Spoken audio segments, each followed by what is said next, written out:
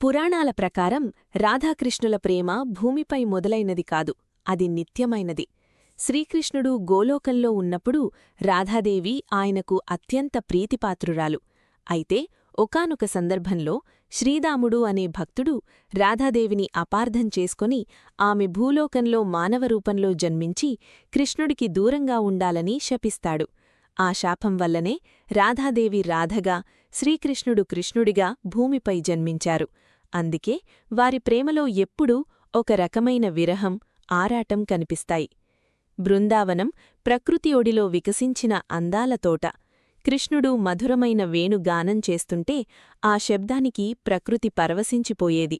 గోపికలందరూ కృష్ణుడి వేణువుకు ముగ్ధులయ్యారు. కాని రాధ మనసు మాత్రం కృష్ణుడి కోసం పరితపించేది.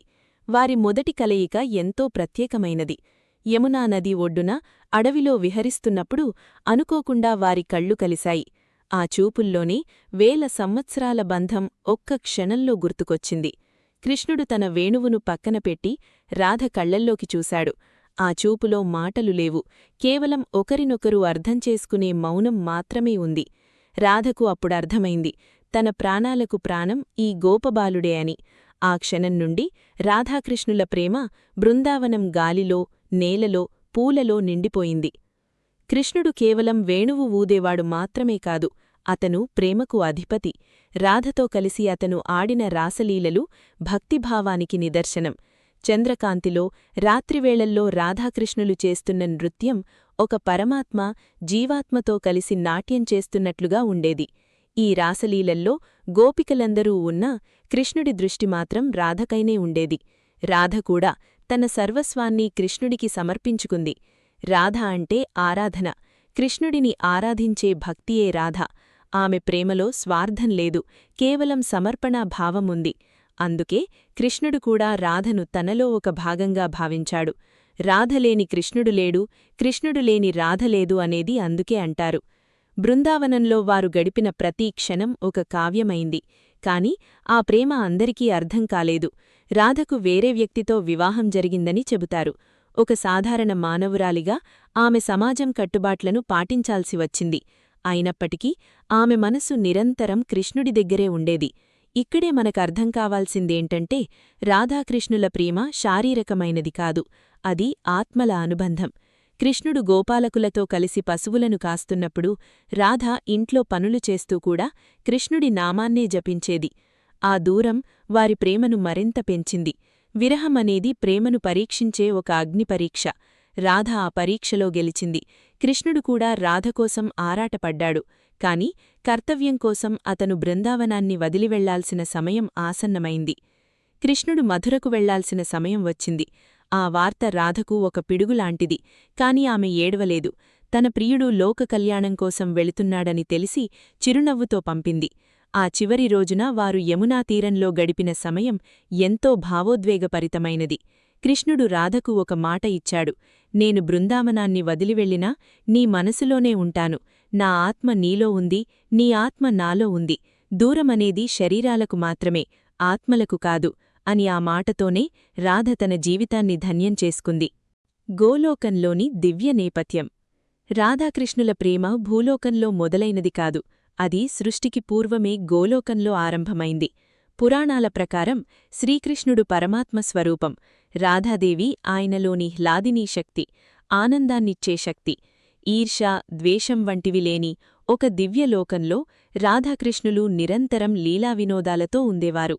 అయితే భూలోకంలో ధర్మస్థాపన కోసం మరియు భక్తులకు ప్రేమ యొక్క గొప్పతనాన్ని చాటిచెప్పడం కోసం ఈ ఇద్దరూ భూమిపై జన్మించాల్సి వచ్చింది. శ్రీదాముడు అనే కృష్ణుడి ముఖ్య భక్తుడు రాధాదేవిని అపార్థం చేసుకుని ఆమె భూలోకంలో మానవరూపంలో జన్మించి కృష్ణుడికి దూరంగా ఉండాలని శపిస్తాడు. ఆ శాపం వల్లనే రాధాదేవి రాధగా, శ్రీకృష్ణుడు కృష్ణుడిగా భూమిపై జన్మించారు. అందుకే వారి ప్రేమలో ఎప్పుడూ ఒక రకమైన విరహం, ఆరాటం కనిపిస్తాయి. బృందావనం ప్రకృతి ఒడిలో వికసించిన అందాల తోట. కృష్ణుడు మధురమైన వేణుగానం చేస్తుంటే ఆ శబ్దానికి ప్రకృతి పరవశించిపోయేది. గోపికలందరూ కృష్ణుడి వేణువుకు ముగ్ధులయ్యారు. కాని రాధ మనసు మాత్రం కృష్ణుడి కోసం పరితపించేది. వారి మొదటి కలయిక ఎంతో ప్రత్యేకమైనది. యమునా నది ఒడ్డున అడవిలో విహరిస్తున్నప్పుడు అనుకోకుండా వారి కళ్ళు కలిశాయి. ఆ చూపుల్లోని వేల సంవత్సరాల బంధం ఒక్క క్షణంలో గుర్తుకొచ్చింది. కృష్ణుడు తన వేణువును పక్కన పెట్టి రాధ కళ్లల్లోకి చూశాడు. ఆ చూపులో మాటలు లేవు, కేవలం ఒకరినొకరు అర్థం చేసుకుని మౌనం మాత్రమే ఉంది. రాధకు అప్పుడర్థమైంది, తన ప్రాణాలకు ప్రాణం ఈ గోపబాలుడే అని. ఆ క్షణం నుండి రాధాకృష్ణుల ప్రేమ బృందావనము గాలిలో, నేలలో, పూలలో నిండిపోయింది.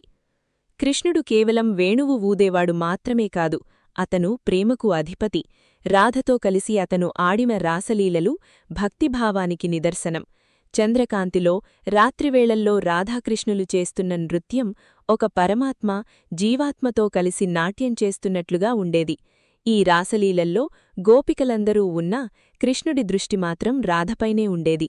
రాధ కూడా తన సర్వస్వాన్ని కృష్ణుడిచి సమర్పించుకుంది. రాధ అంటే ఆరాధన, కృష్ణుడిని ఆరాధించే భక్తియే రాధ. ఆమె ప్రేమలో స్వార్థం లేదు, కేవలం సమర్పణా భావముంది. అందుకే కృష్ణుడు కూడా రాధను తనలో ఒక భాగంగా భావించాడు.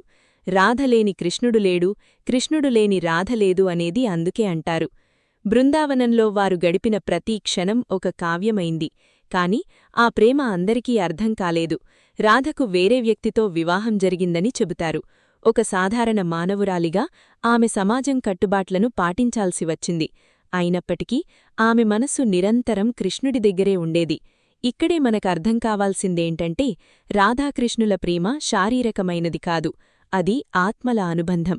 కృష్ణుడు గోపాలకులతో కలిసి పశువులను కాస్తున్నప్పుడు రాధ ఇంట్లో పనులు చేస్తూ కూడా కృష్ణుడి నామాన్నే జపించేది. ఆ దూరం వారి ప్రేమను మరింత పెంచింది. విరహం అనేది ప్రేమను పరీక్షించే ఒక అగ్నిపరీక్ష. రాధ ఆ పరీక్షలో గెలిచింది. కృష్ణుడు కూడా రాధకోసం ఆరాటపడ్డాడు. కాని కర్తవ్యం కోసం అతను బృందావనాన్ని వదిలివెళ్లాల్సిన సమయం ఆసన్నమైంది. కృష్ణుడు మథురకు వెళ్లాల్సిన సమయం వచ్చింది. ఆ వార్త రాధకు ఒక పిడుగులాంటిది. కాని ఆమె ఏడవలేదు.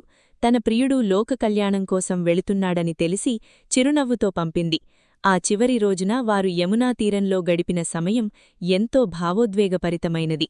కృష్ణుడు రాధకు ఒక మాట ఇచ్చాడు, నేను బృందావనాన్ని వదిలివెళ్లినా నీ మనసులోనే ఉంటాను. నా ఆత్మ నీలో ఉంది, నీ ఆత్మ నాలో ఉంది. దూరమనేది శరీరాలకు మాత్రమే, ఆత్మలకు కాదు అని ఆ మాటతోనే రాధ తన జీవితాన్ని ధన్యం చేసుకుంది.